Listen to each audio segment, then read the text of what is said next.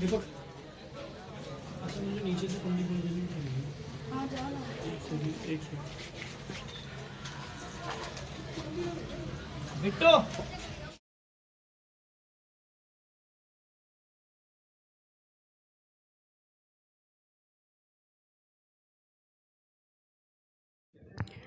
मेरा नाम खुशबू अख्तर है। मैं पत्रकार हूँ और पिछले 10 साल से सक्रिय पत्रकारिता कर रही हूँ। और आज जिस घटना के बारे में हम बात करने जा रहे हैं वो घटना है कि मेरे मम्मी पापा के घर में, जहाँ हम पिछले 1-1.5 साल से नहीं रह रहे थे, उस घर में आग लगा दी गई है।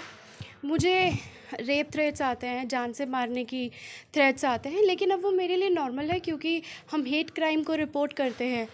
जिन मुसलमानों को टारगेट किया जाता है, दलितों को टारगेट किया जाता है, हम उनके घर में जाके उनकी असली हालत दिखाते हैं, तो इसकी वजह से हमें थ्रेट्स मिलते हैं। लेकिन अचानक से मेरे घर में आग लग जाना, कुरान को बंद अलमारी से जो लॉक थी उसे बाहर निकाल के यहाँ जलाना, ये नॉर्मल नहीं है। और अब जब एक पत्रकार के घर को जला दिया जा रहा है तो सोचने समझने वाली बात है, क्योंकि जब मुझे 6 बजे पता चला इस घटना का कि यहाँ पर मेरे घर से आग निकल रही है, तो मैं नोएडा में रहती हूँ। नोएडा से यहाँ आने में मुझे 45 से 50 मिनट लगे हैं। तब तक फायर ब्रिगेड बुझाकर चली गई थी। उसके बाद मैं थाने पे गई हूँ, तो जो फ़ोन के पास जो इंस्पेक्टर होती हैं उन्हें मैंने कहा है कि मैम P2 373 से आई हूँ और मेरा घर जल गया है, मुझे FIR करानी है। तो वो मुझे चिल्ला रही हैं कि आप लोगों ने 8 से 10 बार फ़ोन क्यों किए? इतना कौन करता है फ़ोन? एक बार में काम हो जाता है। मैंने कहा मैम आप एक बात बताइए कि जिसके घर में आग लगेगी वो 100 बार फ़ोन करेगा, मुझे FIR करानी है। तब तक उन्होंने मुझे बोला हो गया ना जो होना था, अब मामला ख़त्म है, आप जाइए। उसके बाद मैंने DCP को फ़ोन किया, ACP को फ़ोन किया, मेरी दोनों से बात नहीं हुई। मेरी मंगोलपुरी ACP से बात हुई कि मैं पत्रकार हूँ, मेरे घर को जला दिया गया है और अज्ञात लोगों ने जला है। इससे पहले भी मुझे जान से मारने की धमकी और इस तरह की धमकी मिल रही है। तो उन्होंने कहा आप डायरेक्टली SHO से जाके मिलिए।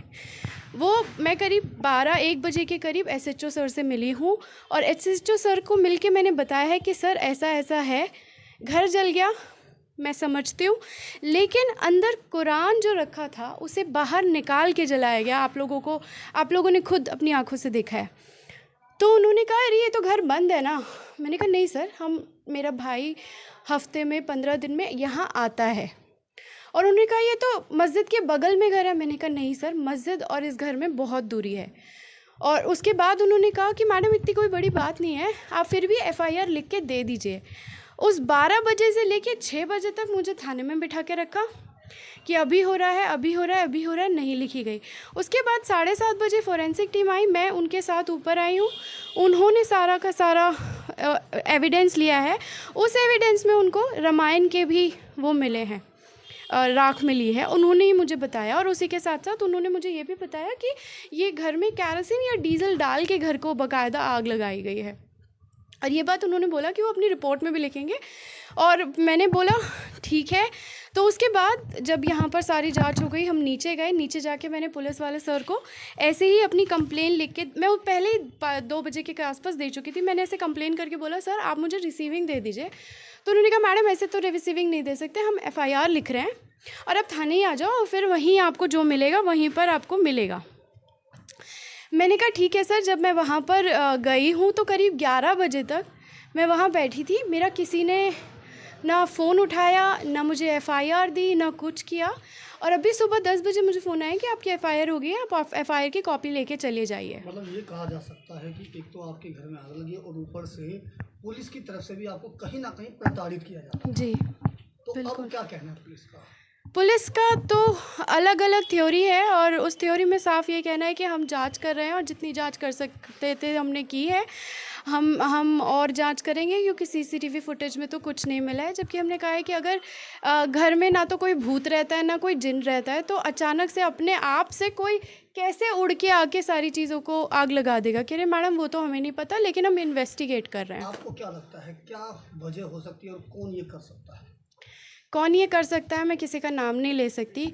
हाँ, क्यों ये किया गया है इस बात को मैं पूरी तरीके से समझ रही हूँ। जैसा कि मैंने अपनी बात से पहले ही शुरू किया था कि मैं दबे कुचले लोगों की आवाज़ उठाती हूँ, सेंसिटिव मुद्दों को दिखाती हूँ, जो मज़लूम है उसके पक्ष को दिखाती हूँ, जिसकी वजह से मुझे रेप थ्रेट्स मिलते हैं, जान से मारने की धमकियाँ मिलती हैं। और इस बार बिना धमकी दिए, क्योंकि इस पूरे मोहल्ले को पता है कि ये घर मेरा है, इसकी वजह से इस घर को आग लगा दी गई है।